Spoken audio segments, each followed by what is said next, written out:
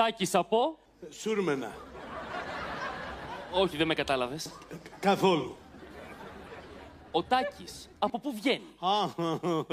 Ο Τάκης βγαίνει από μια μεγάλη οικονομική καταστροφή, αλλά δεν θέλω να μιλήσω τώρα γι' αυτό.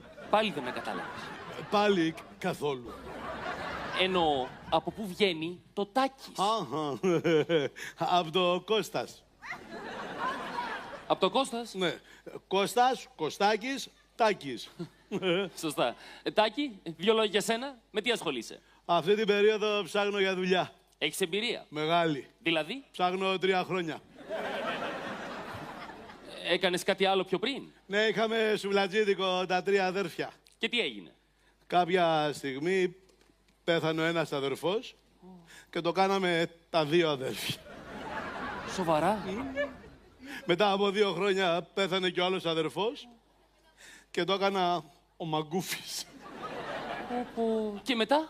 Μετά άρχισα κι εγώ να μην αισθάνομαι καλά και το κλείσα.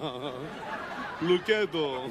Και δεν μου λες, είχες καλό σουβλάκι? Καλό. 2 γυμναστήρια είχα κλείσει στην περιοχή.